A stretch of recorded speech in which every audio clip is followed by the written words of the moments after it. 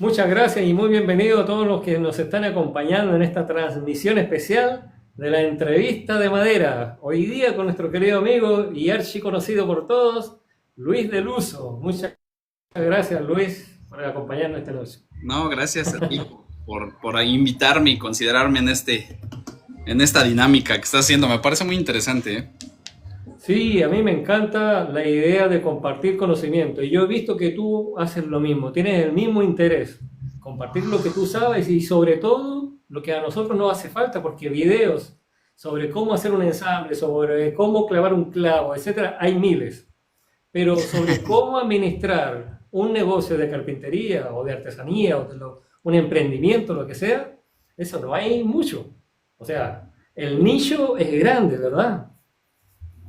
Sí, sí, sí, la verdad es que yo justo eso es lo que fui viendo, o sea, yo cuando empecé aquí en redes, pues la verdad es que dije, bueno, voy a promocionar mi trabajo, pues, o sea, al final de cuentas esa era la intención, pero poco a poco fui viendo que había esta necesidad y la verdad es que ahí, entonces, pues lo que fue empezar a ennicharme en esta parte de, bueno, a ver, hay gente que empieza a aprender carpintería, que ya sabe carpintería, pero que le gustaría buscar otro tipo de dinámicas, etcétera. Y bueno, ya sabes, la gente que opina nunca falta, entonces, pues bueno, de esas ya estamos empezando a curarnos de espanto, decimos por acá, porque pues ya, no pasa nada. Sí, de repente te enganchas, pero ahí vamos, ahí vamos. Bueno, y para conocer un poco más de tu historia, ¿cómo llegas tú a trabajar en la carpintería, en la madera? ¿Cómo es tu historia para quienes no te conocen? Claro, pues bueno, a ver, ya aquí ustedes lo están viendo por acá, Luis del Uso. ¿Cómo empiezo yo en la carpintería? Pues bueno, resulta que es una historia que me gusta mucho contar porque la cuento cuando me dicen, ¿cuánto tiempo de experiencia tienes? Y entonces les digo, a ver, si te digo 4 años es una verdad a medias, si te digo desde los 13 años, eso también es una verdad a medias. Entonces mejor te cuento la historia y tú define cuánta experiencia crees que tengo. Bueno, resulta ser que yo soy tercera generación de carpinteros en mi familia. Mi abuelito era carpintero, mi papá es carpintero, mis tíos, tengo dos tíos que son carpinteros y bueno, ahora yo soy carpintero también, ¿no? Esto pues es por circunstancias, al final de cuentas no es como que yo lo hubiera buscado, porque ¿qué pasa? A manera de resumen, mi papá un día dice, ya no quiero trabajar en la industria automotriz, ahora quiero dedicarme al oficio. Mi papá en su momento no se dedicó al 100% con mi abuelito que es carpintero, sino mi tío, su hermano, obviamente su hermano de mi papá, y y entonces cuando él decide renunciar a su trabajo se mete con mi tío al oficio. Mi abuelito ya no era carpintero en ese entonces, mi abuelito perdió la vista como a sus 30, 40 años por ahí, y entonces o creo que un poquito más grande, no sé. Pero el chiste es que, pues mi papá ya no tuvo el chance de trabajar con mi abuelito al 100%, o por la historia que yo me sé, ¿no? A lo mejor, y a lo mejor no es así al 100, pero esa es la historia que yo me sé. Y quien realmente le enseña el oficio al 100% es mi tío. Y aparte, pues la experiencia misma, ¿no? O sea, mi papá lleva 25 años en la carpintería y 25, 27, por ahí no recuerdo bien. Y entonces, pues empieza a trabajar con mi tío, después se independiza de mi tío a los 2, 3 años y ahí en ese momento es cuando yo empiezo a trabajar con él. ¿Por qué? Pues porque necesitaba un chalán, un ayudante. Y entonces, pues ¿cuál era el ayudante más barato que podría tener en ese momento? Pues su hijo, el primogénito, ¿no? Entonces, ahí es cuando yo empiezo con la carpintería. A los 12, 13 años más o menos empecé con la carpintería. Obviamente empiezas con que pásame el taladro, pásame el desarmador, líjale aquí, asiéntale acá, hazle esto, hazle el otro y nada más, ¿no? O sea, no es como que haces la gran cosa. Pero empiezo a crecer y empiezo a hacer otro tipo de situaciones. Ya cortas con la ingleteadora, ya cortas con la caladora, ya usas la lijadora de banda, ya usas la rota orbital. Y entonces empiezas a desarrollarte en estas partes de la carpintería con ciertas técnicas, ¿no? Y La verdad es que a mí no me gustaba el oficio, o más que no gustarme el oficio, no me gustaba trabajar con mi papá. Digo, mi papá lo sabe y por eso lo puedo decir aquí públicamente.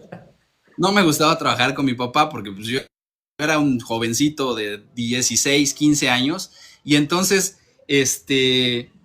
pues la verdad es que trataba yo de huir del contexto de la carpintería y lo que mi papá hacía yo creo o asumo que mi papá lo que quería era que yo no me volviera un dependiente o un inútil, a lo mejor, y entonces buscaba que yo hiciera algo, ¿no? Entonces lo que yo dije, bueno, ¿sabes qué? Yo no quiero estar tanto tiempo en el taller, voy a buscar hacer otra cosa. Entonces, aquí en México, porque bueno, soy de México, soy de Puebla, y aquí en México hay trabajos desde los 16 años, muy, muy amables con la infancia, por así decirlo, o con antes de la mayoría de edad, o había en su momento, y a los 16 años podías sacar un permiso con el gobierno para que tú pudieras trabajar. Obviamente, te acompañaban tus papás y demás porque todavía eras menor de edad. Y yo empecé a trabajar como empacador en un supermercado. En el último de las filas, cuando ya estás pagando tus productos, ahí tú empacas, ¿no? Y te dan una propina, porque ni siquiera te dan un salario, te dan una propina. Sí. Bueno, toda esta historia la tengo que contar porque justo para que ustedes vayan entendiendo cuánta experiencia pueden decir o concluir que yo tengo en la carpintería. Yo la verdad es que digo, yo no soy carpintero, solamente sé hacer muebles y nada más. Entonces, ya ahí con eso yo juego y listo, ¿no? Y entonces, les digo, a los 16 empecé a hacer esto, a los 17 me meto a un taller mecánico de go-karts y como ayudante igual empiezo a parchar llantas, empiezo a hacer mecánica sencilla y demás, y llega la mayoría de edad. Entre los 16 y los 18 años yo seguía ayudando a mi papá, pero en menos cantidad. ¿Por qué? Pues porque ya decía, no, es que ya estoy haciendo otras cosas, o sea, ya no me pidas que esté yo en el taller, estoy haciendo otras cosas, estoy trabajando, ¿no? Que al final ese trabajo era para mí, o sea, las propinas, el pequeño salario que me pudieran dar como ayudante y demás, era para mí, o sea, era mío, yo me lo gastaba en los dulces, en los videojuegos, en lo que fuera, era para mí. Y entonces, llega la mayoría de edad y a los 18 años yo entro como un demostrador vendedor en otro supermercado, de esos que te dan las muestras gratis y todo este rollo, ¿no? Bueno, a los 20 años, entre los 18 y los 20 años, trabajo también ahí en esta empresa fines de semana y entre semana ayudaba a mi papá en las tardes. Entonces le ayudaba que a instalar, que después de la escuela vente para este fraccionamiento o este lugar. Los fraccionamientos aquí en México son como los barrios, pero digamos de gente de un nivel socioeconómico medio alto, medio, ¿no? O sea, no es un barrio como tal, sino es un lugar o un pues vaya, un conjunto habitacional de varias residencias, ¿no? Y entonces, oye, ¿sabes qué? Vente para acá y te traes tal cosa y vienes, me ayudas 2, 3 horas y terminamos el closet, terminamos las puertas, terminamos esto, terminamos el otro. Llegan los 20 años y a los 20 años yo me dedico o me contratan como ingeniero, aunque todavía no era ingeniero, como ingeniero en la industria automotriz. De los 20 a los 29, 30 años, yo me dediqué totalmente, no, de los 20 a los 29 me dediqué totalmente a la ingeniería. Y seguía yo haciendo carpintería, pero ya era más como hobby. Oye, necesito una repisa para mi casa, pues bueno, me hago una repisa ahí en el taller de mi papá. Oye, necesito una cubiertita para X o para Y. Oye, pa, ¿puedo hacer una con tus sobrantes de madera, con eso? Sí. Y entonces yo seguía, la carpintería siempre seguía desde los 13 hasta el día de hoy, ¿no? Pero a los 29, después de 9 años de experiencia, 9 y medio años de experiencia en la industria automotriz, decido renunciar. Y entonces me dedico a la carpintería. Y de los 29 a los hoy 33 años que tengo, pues estoy 100% en la carpintería. Por supuesto que cuando me empecé a dedicar a la carpintería de 100% con mi papá, de los 29 a los 30 me tocó ser ayudante otra vez. Chalán totalmente. ¿Por qué? Porque no me acordaba yo de cómo era esto, cómo era el otro. Pero yo ya venía con otra mentalidad. ¿Sabes qué? Pues yo necesito aprender porque necesito saber del oficio para poder exponenciar las capacidades técnicas y el conocimiento académico y experiencia en la industria y demás y aterrizarlo aquí al taller. Y entonces, pues eso es lo que me hace llegar al taller y empezar a trabajar aquí dentro de este taller. Y a los 30 años mi papá me dice, pues sale, te toca. Y entonces empiezo a administrar el taller familiar. Mi papá sigue trabajando en este taller, mi papá sigue aquí, mi hermana trabaja aquí con nosotros, tenemos 2 trabajadores más, de repente llegamos a tener otros más trabajadores, o sea, generamos empleo, a veces sube, a veces baja, pero tenemos este constante pues flujo de trabajo. Y pues bueno, esa es, digamos, la manera de resumen que yo puedo decir cómo es que me involucro en la carpintería. Digo, hay muchos detallitos que a lo mejor estoy omitiendo o así, pero esa es la forma. Entonces, puedo decir que tengo 4 años de experiencia de lleno, puedo decir que tengo toda una vida de lleno. Yo no soy carpintero, solamente sé hacer muebles. Oye, Luis, ¿sabes que se me estaba ocurriendo preguntar?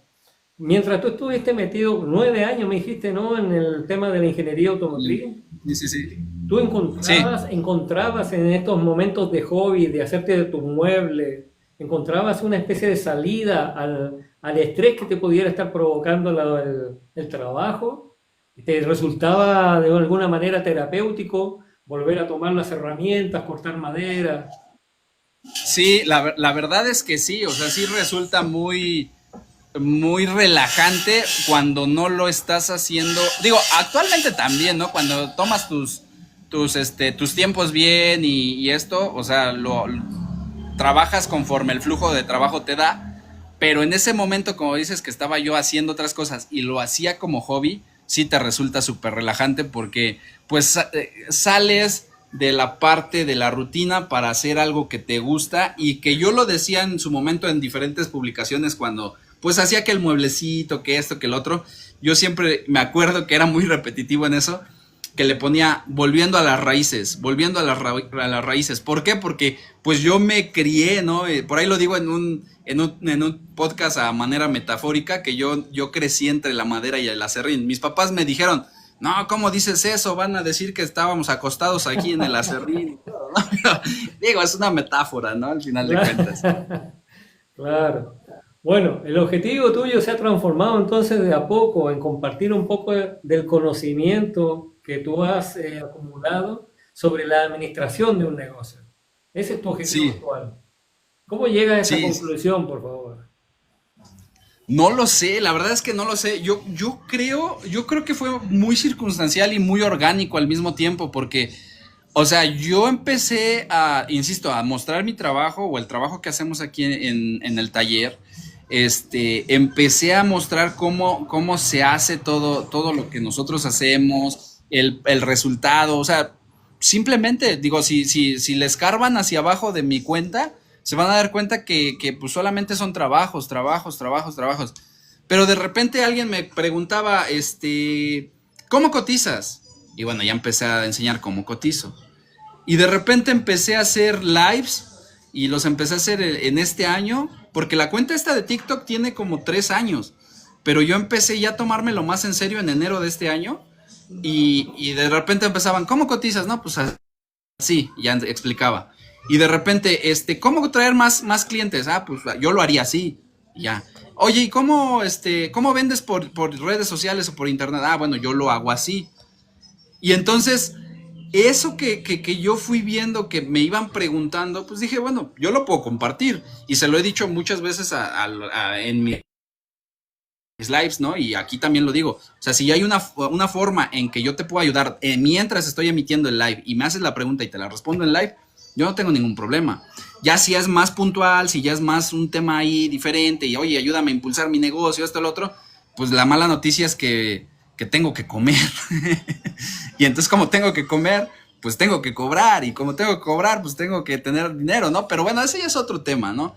Pero sí poco a poco fui viendo que había esta necesidad dentro del oficio para poder, pues yo le llamo profesionalizarnos, ¿no? O sea, digo, estamos en el proceso. Yo también no es como que, ay, sea yo el súper profesional y súper crack de la carpintería y soy el empresario, dueño de media ciudad y esto. No, no, no. O sea, yo también estoy en ese proceso. Pero tengo la bendición de haber acumulado conocimiento académico, de experiencia y demás, que pues no me cuesta nada compartirlo. Entonces, fue muy orgánico. La verdad es que no, yo no tenía esa intención, ¿eh? Yo de verdad que no tenía esa intención. Pero vi que me empezó a resultar y pues ahora lo hago, ¿no? Y no lo hago con una intención me resulta y por eso, porque me resulta, lo hago, o sea, como una parte muy de marketing. No, no, no.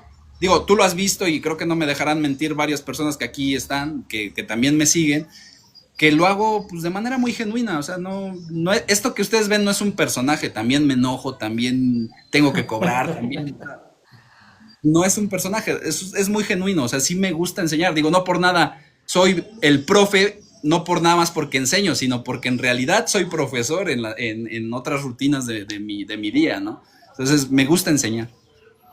¿Cuáles crees tú, Luis, que pueden ser los mayores desafíos para una persona que está recién emprendiendo?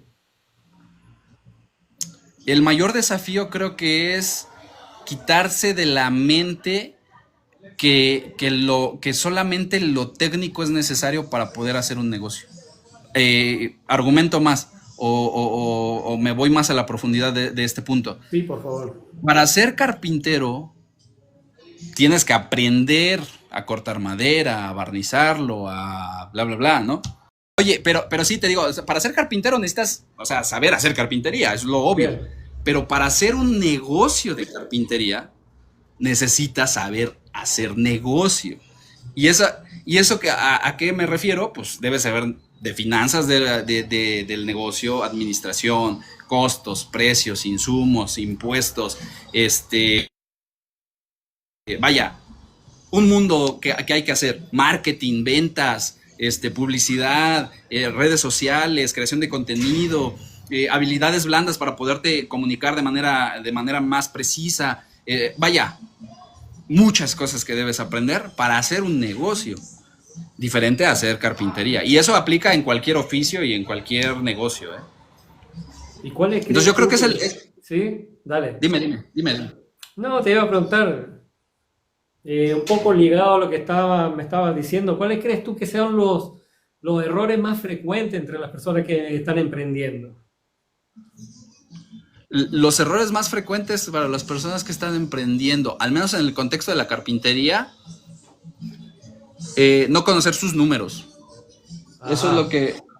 lo que yo creería que es el error número uno, no conocer sus números. Es decir, no saber qué es un precio, no saber qué es un margen de ganancia, qué es una ganancia neta, una ganancia bruta, ¿no? O sea, no saber todos esos conceptos y saber por qué estás cobrando lo que estás cobrando. Yo siento que el error principal para que un emprendimiento no funcione es el desconocimiento total de los números. O sea, calcular un costo al ojo. Sí. La típica y por la que también me hice muy viral por ahí en un video, es que Ya. digo, no cotices por 2, no cotices por 2.5, no cotices por 3. Entonces, es ese tema, o sea, dejaste tus luces prendidas, dicen. No las dejé prendidas. Yo sí voy a interactuar un poquito con los comentarios, Prema, Me no te parece preocupes. excelente. Voy a ir interactuando porque me parece que sí es bonito estar aquí interactuando con los que se van conectando. Entonces, te decía, yo creo que sí es, el no conocer los números es muy importante. Era algo que me pasa a mí también. Yo hago un cálculo súper básico, que es lo que me cuesta el material más el tiempo que yo invertí en realizar un proyecto. Y eso para mí es la base del costo, del presupuesto. Sí, claro. Y O ese es sea, un error, ¿verdad? Me pues, faltan un montón de ítems. sí, tal vez, y sí, pero creo que también por lo menos ya teniendo esas dos cosas ya vas de gane. ¿Por qué? Porque bueno, sí, ok, das el tema del insumo o del material y de tu tiempo. Y ya esas dos cosas, pues ya nada más le das un margen de ganancia y ya estuvo. No es como lo más viable, pero ya es menos que cuando cotizas por 2 o por 3 o por 2.5, ¿eh? Yo he hecho varios ejemplos en donde desmitifico esta parte de nada más materiales por dos ¿Ya? y la verdad es que sales perdiendo feísimo, ¿eh? Uy, no te puedo creer.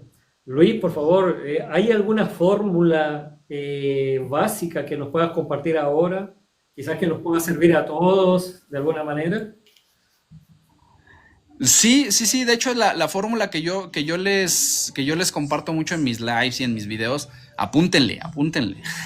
Vamos a apuntar. Es costos directos más costos indirectos dividido entre 100% menos el margen de ganancia. Otra vez, costos directos más costos indirectos. Por aquí la tengo, mejor se las muestro. Por aquí Dale, la tengo. mejor, mejor, sí, porque ¿qué son los costos directos? ¿Qué son los costos indirectos? Ese Ayer, 100%, ayer, ese 100% ¿de dónde salió? A ver, ahí ayer está. hice un live. Ayer hice un live de esto, por eso la tengo aquí. Ayer en la noche hice este live. Ajá. Entonces, esta es la fórmula. La verdad es que no me gustaría ahondar mucho en la Ya. fórmula, porque si no nos vamos a ir cañón, ¿eh? Nos vamos a ir muy, o sea, se nos va a ir el tiempo Sí, y ayer dejé 2 horas haciendo esta clase. pero, Entonces, dime, pero, dime. lo que yo justamente, claro, ¿no? Lo que yo te preguntaba es si había de alguna forma, de algo básico, así rápido, que nos pudieras decir cómo calcular más o menos más o Es que menos. esa es la fórmula, Prema. Yo no me atrevería a decir materiales por dos. O sea, Y y yo, materiales por tres te puede salir, pero ahí se vuelve un tanto injusto para el cliente. mm, Entonces, lo que yo he visto es que el materiales por tres, pues puede ser justo para ti y a veces justo para el cliente, pero también a veces puede ser injusto para el cliente y beneficioso para ti. Lo que también he visto es que el materiales por 2.5 normalmente sale justo para ti y justo para el cliente, pero no siempre porque depende de muchos factores. ok, Muchos factores. ¿Por qué? Porque a veces pueden ser trabajos muy laboriosos, pero muy laboriosos, y tú nada más dijiste materiales por 2.5 y entonces ahí el que salió dañado en cuestión de costos fuiste tú. ajá, me Entonces, entiendo. por eso es muy importante hacer el tema de este desglose de la suma de los costos entre la división, bueno, dividido, la suma de los costos, dividido entre 100% menos el margen de ganancia. El 100% es un factor común, pero te digo, si nos metemos de lleno a esto, de verdad que no acabamos. Entonces, yo preferiría, y la verdad es que sí me echo el comercial, yo preferiría, si ustedes quieren saber de esto, síganme, síganme, y voy a estar haciéndolo periódicamente voy a estar haciendo esto. Lamentablemente es que la clase de estos costos fue ayer, entonces Ya. muy seguro que no lo voy a hacer mañana. pero muy probable es que lo pueda hacer dentro de 2 semanas o dentro de 3. Entonces, sí es importante, más o menos, aunque Prema también, esa es una cuestión, aunque yo tengo videos en mi perfil con una lista de reproducción que dice cómo cotizar. Ahí te enseño lo que enseñé en la clase en vivo, pero obviamente pues si tienes preguntas o si no te enseñé o si no me di a entender muy bien en el video, pues puede haber lagunas. Bueno, Entonces, ahí está. buenazo, buenazo. Hay material para revisar ahí en tu canal. Una lista de Sí, sí, reproducción sí. que está completa. Sí, sí, sí. Luis, vamos a aprovechar de hacer un poquito de publicidad. ¿Tú tienes además alguna instancia en donde tú puedas, tú ofreces un curso directamente a la persona que pueda hacer una retribución económica? Como tal, no tengo un curso, tengo un esquema de asesorías que va muy puntual a lo que tú necesites, ¿no? O sea, por ejemplo, yo, Prema, necesito que impulsar mi negocio de tablas de picar, porque sí se me da el tema de los lives, sí se me da, hago unas tablas bellísimas, pero no las vendo. O me pago para venderlas. Entonces, mi Oye, yo soy hobbyista, pero ya me quiero meter al oficio, pero ¿cómo le hago para empezar? ¿Qué herramienta puedo comprar? Esto, el otro. Bueno, también nos metemos de lleno a eso. Oye, yo ya compré la herramienta, pero ahora no sé cómo organizar mi taller. ¿Qué me recomiendas? También nos metemos a eso. Pero es una asesoría muy personalizada. Entonces tengo por ahí un esquema de asesorías en donde empezamos con media hora en tantos dólares, una hora tantos dólares, 2 horas tantos dólares y así, ¿no? Que ya digo, si les va interesando, pues ya nada más con que me manden mensajito y vamos viendo, y si les interesa, adelante. Pero como tal un curso no lo tengo, o sea, es más como puntual o personalizado a lo que cada una de las personas necesite. Una asesoría directa y personalizada. Sí, sí, sí. Buenazo. Mira, Pupa pregunta, danos un ejemplo de cuáles serían gastos indirectos. Ok, de los gastos o costos indirectos podría ser, yo ayer les decía que hay dos significados. Los costos directos son todos aquellos conceptos que debes pagar para que tu producto o servicio exista. Esos son los costos directos. Es decir, materiales, tornillos, pegamentos, eh, vaya, todo eso, lijas y todo eso. Insumos Alquiler, para que alquiler no. Alquiler va en los costos indirectos. ¿Por qué? Porque la definición de los costos indirectos es la siguiente. Es todo aquello que necesites pagar para que tu negocio funcione mientras haces que los productos existan. wow. Voy a ahondar un poquito. Voy a ahondar un poquito. Quiero hacer 2 tablas de picar, ¿no? Hablando en tu contexto, ¿no? Bien. Voy a hacer 2 tablas de picar. Bueno, para hacer esas 2 tablas me llevo una tabla de 10 pies, digo de 10, sí, 10 pies, por 6, por 8 pulgadas. Entonces, bueno, vamos a decir que es así. Entonces, si me voy a llevar una tabla, bueno, es la tabla, es el pegamento, vaya, es todo eso. Pero mientras hago esas 2 tablitas de picar, voy a necesitar que mi negocio esté en funcionamiento un día. Vamos a suponer que esas 2 tablitas las haces un día. Bueno, yo en mis costos tengo que meter un día de mi renta, un día de luz, un día de internet, un día de... Todo es prorrateado, ¿no? Porque si me cobran 300 pesos o 30 dólares, me cobran de internet, pues bueno, entonces tengo que ponerle $1 al costo dentro de este producto, ¿no? De que son 2 tablitas. Entonces quiere decir que dentro de los costos indirectos de cada tablita es medio día, medio dólar de costos indirectos. Eso si te quieres meter así súper, así con lupa y con mira láser. Bien. Yo la verdad, la verdad es que para sacar los costos indirectos de forma muy práctica, nada más le doy 10% de lo que me salga el costo directo. Es decir, si los costos directos, la suma de los costos directos me da $1,000 o 1,000 pesos o 1,000 lo que tú quieras, 1,000. Yo le meto 100 de costos indirectos y ya, me quito de broncas. Porque si te pudieras meter a cuántos kilowatts hora uso de luz, o sea, podrías hacerlo y la verdad es que creo yo que podría ser lo óptimo, pero ya depende mucho de la práctica también.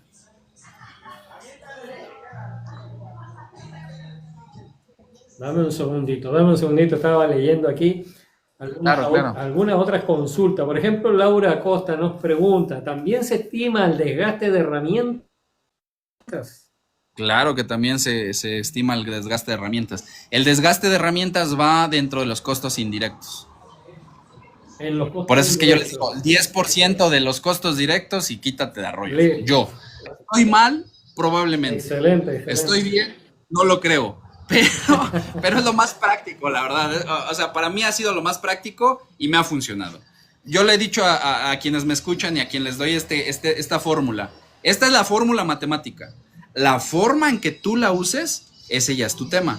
Porque no, lo mismo, dentro de los costos directos viene el salario. y no gana lo mismo un carpintero aquí en México que un carpintero en Uruguay, que un carpintero en Estados Unidos, que un carpintero en el mismo México, en el sur de México, que en el norte de México, que en el centro de México. Entonces, la fórmula está ahí, pero ya los conceptos tú los defines. Bueno, mira, y relacionado con la pregunta que hace Charles, ¿tienes alguna plantilla de Excel o usan alguna aplicación? Y esto va muy ligado a lo que yo te quería preguntar recién, que era si existe alguna herramienta en paralelo a la asesoría de Luis del Uso, a la asesoría personalizada. ¿Existirá alguna herramienta online que nos pueda ayudar a gestionar nuestro negocio? ¿Tú conoces algo? O sea, yo como tal de decirte una aplicación, un programa o algo, no. Yo uso mucho Excel. Ajá. Sí uso mucho Excel para poder hacer mis costos, tener mi control de pedidos, de inventarios y eso. Yo uso mucho eso, pero como tal una herramienta que te diga, mira, esta herramienta, esta aplicación te va a ayudar a gestionar tu taller, la verdad es que lo desconozco. Por aquí veo que dicen que si tengo una plantilla o algo que les pueda compartir. Una plantilla no tengo, un app tampoco tengo, entonces va muy de la mano de lo que tú haces, ¿no? Y sí es parte de las asesorías, a lo mejor ya en el nivel más profundo, pero pero igual, o sea, yo no te puedo compartir algo que yo hice para mí, porque lo que yo hago para mí no te funciona a ti, y ni a ti, ni a ti, ni a ti. Entonces, eso definitivamente, pues, yo, digamos, en ese sentido no hay algo yo estandarizado que pueda compartirles. Ok. Mira aquí Salvador, a ver, Salvador Muñoz dice, no vayas a hablar de mí, profe. Háblanos un poco de Salvador Muñoz, por favor.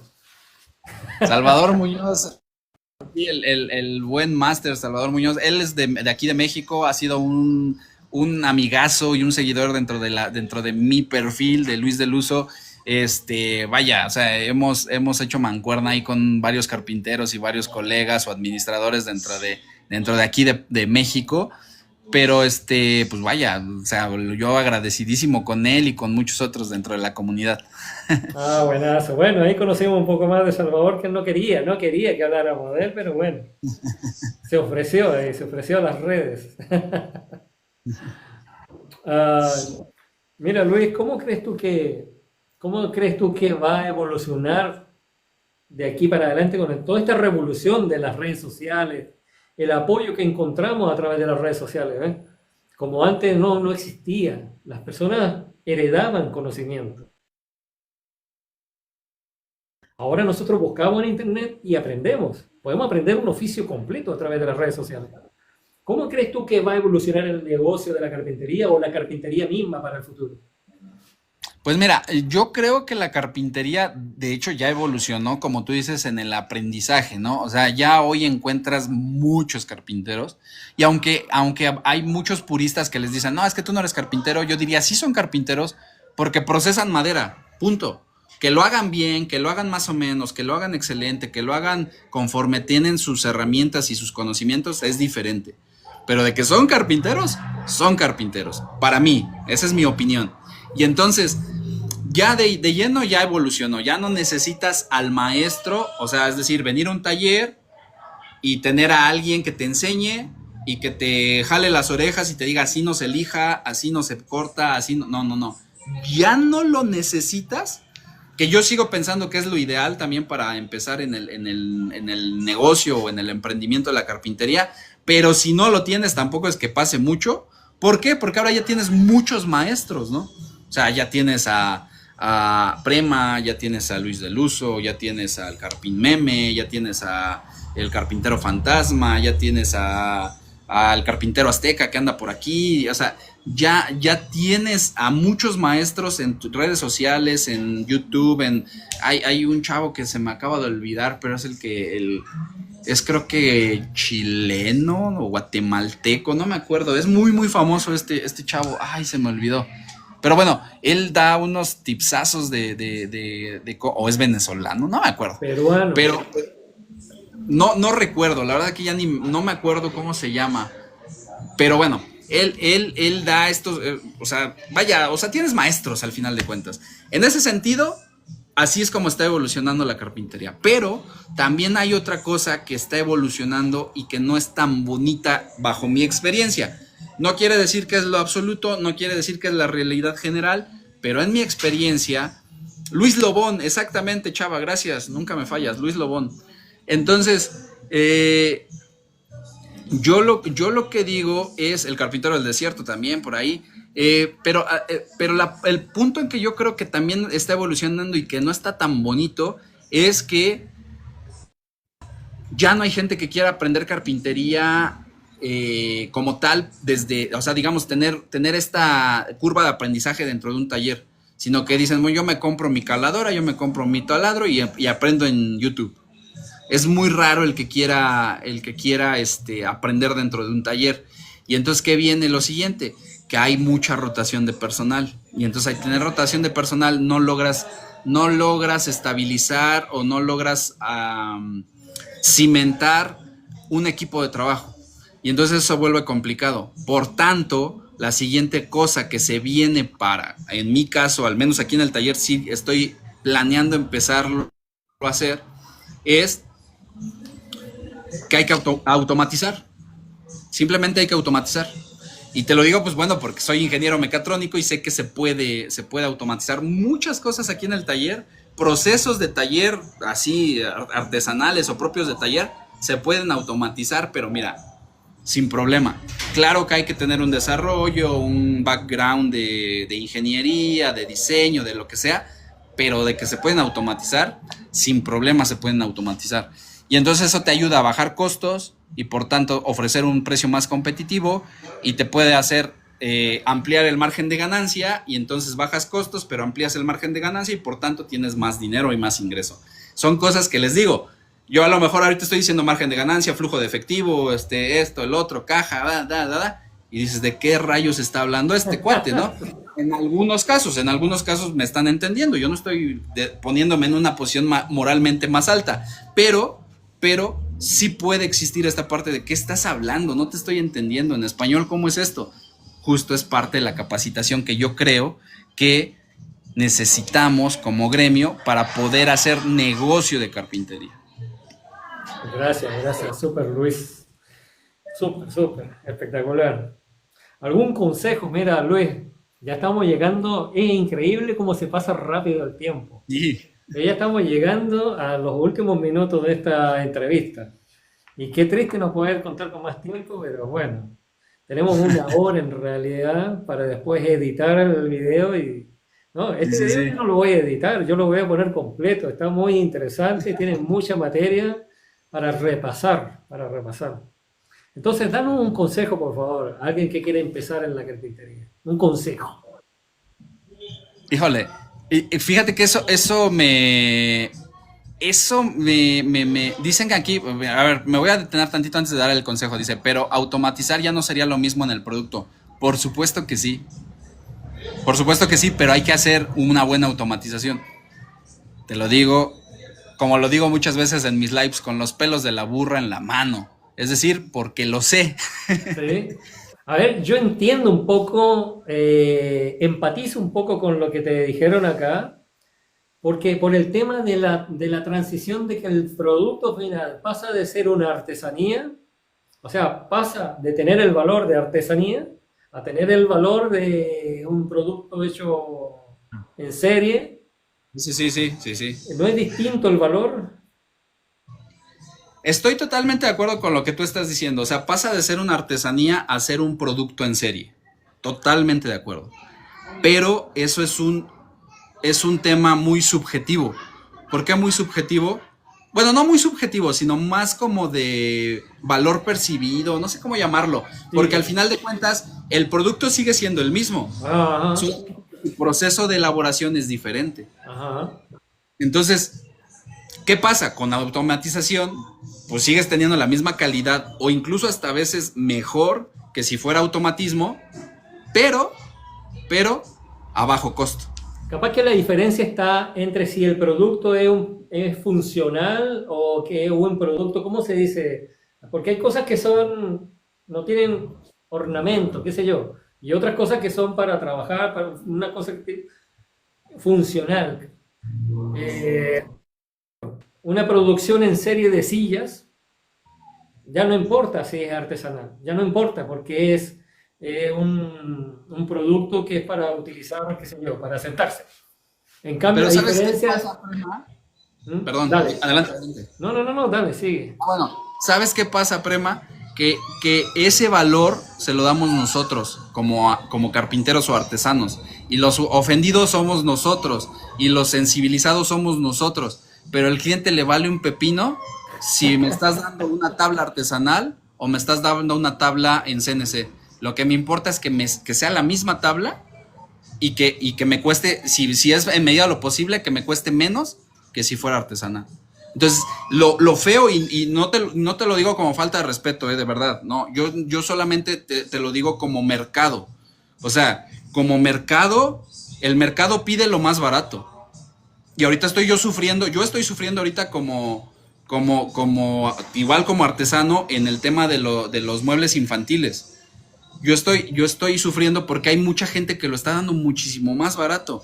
Y entonces, ¿cuál es mi misión como emprendedor? Bajar mis costos para poder bajar mi precio, pero no sacrificar mi margen de ganancia. Y entonces ahí es donde entra el automatismo. Pero otra vez, o sea, también no soy ajeno a las realidades. Yo sé que es difícil automatizar. Yo lo puedo automatizar porque tengo ese background de ingeniero, pero no es tan fácil automatizar. Entonces, es todo un reto. Yo no digo, ay, automatiza en todo su taller. No, oye, pues espérate, pero tú lo puedes porque eres ingeniero, pero no. ¿No? O sea, yo lo digo por eso, ¿no? O sea, y de verdad, Claro. y disculpen, a lo mejor fui muy agresivo en ese tema de las tablas, pero no es Ya. por ahí. O sea, yo me No, refiero está al bien, tema. está bien. Es la realidad, es la realidad. Estamos viendo CNC por todas partes y que hacen cosas maravillosas. Claro, que pierden el valor de lo artesanal un poquito, pero están cumpliendo la función. El producto está cumpliendo la función. Así es que bueno.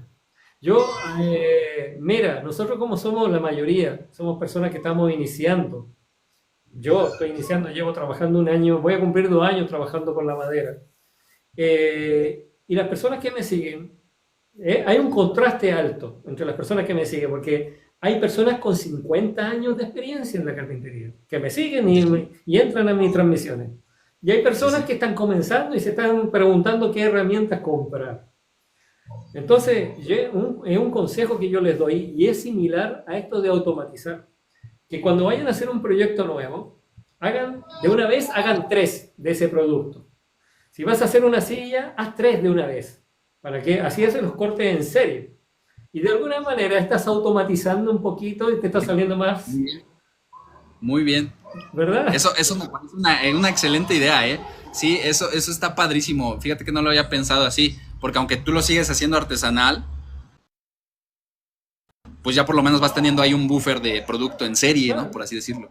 Y siempre trabajar en serie es mucho más rápido. Nosotros como carpinteros trabajamos en serie, que no nos damos cuenta es diferente, pero sí trabajamos como en serie y podemos hacer trabajos en serie y trabajos secuenciales, ¿eh?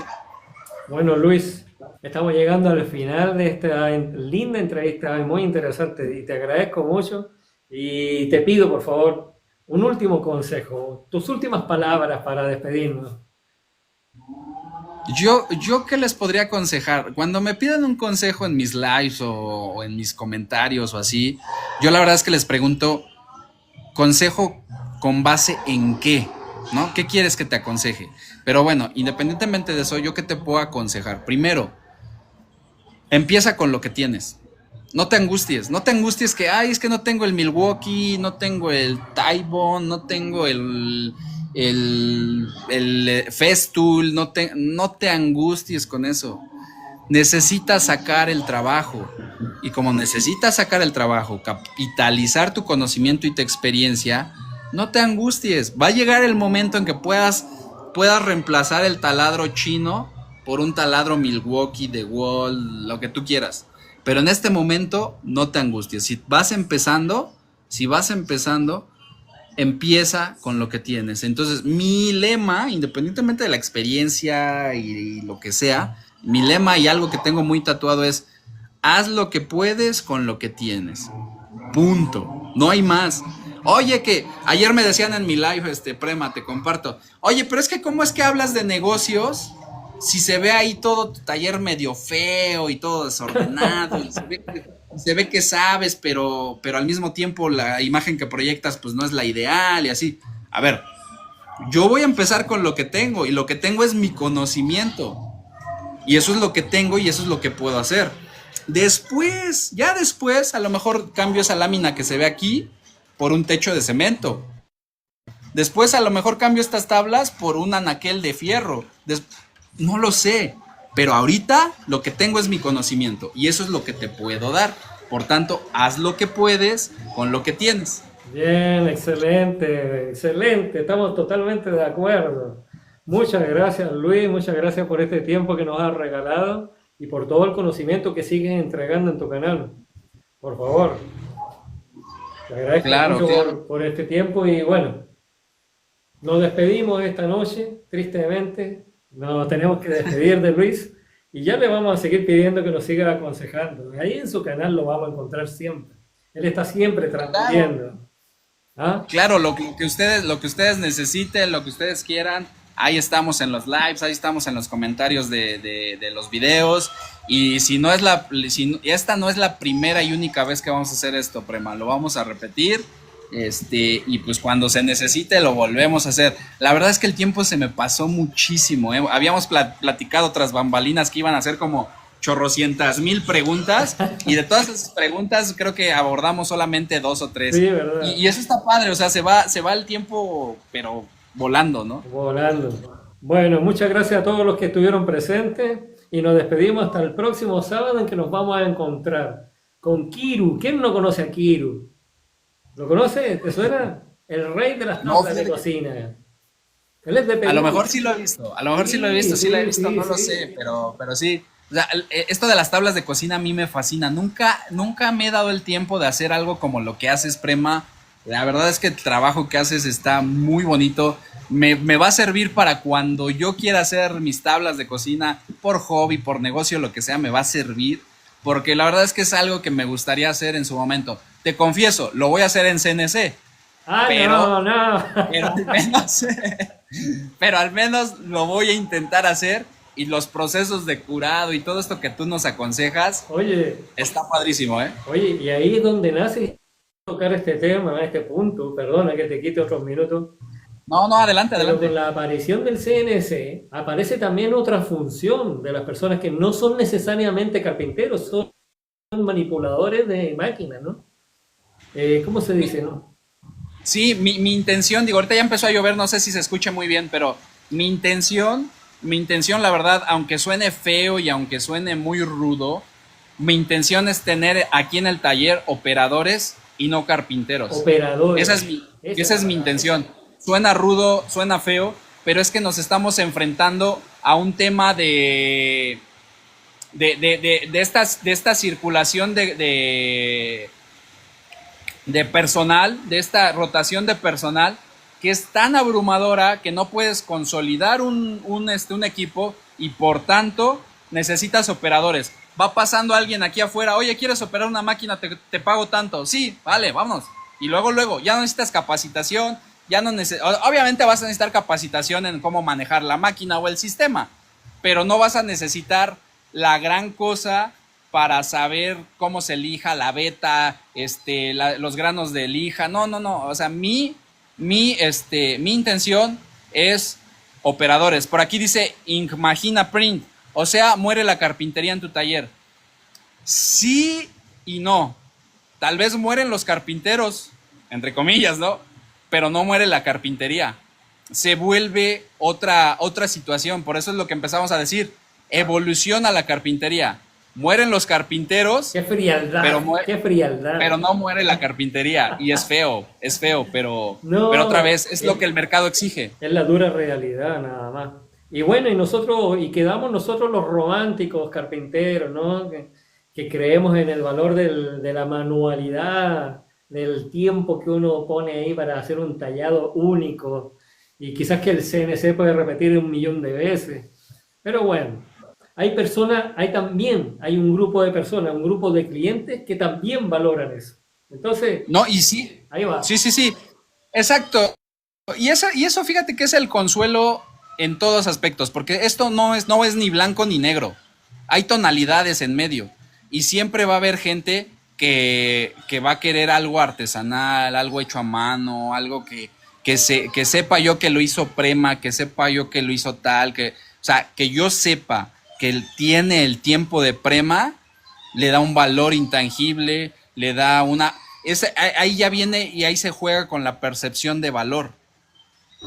Porque ahí entonces entras en el marketing de decir, es que yo soy Prema, de ascendencia, voy a inventar, no creas que sé tu historia, ¿verdad?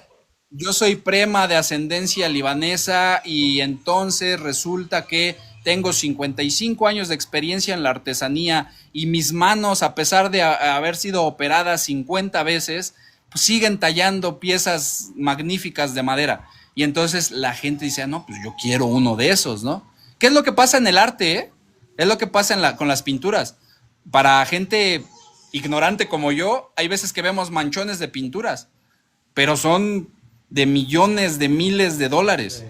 Y eso es lo que, o sea, tampoco es como que, ay, ya, se murió la carpintería, no.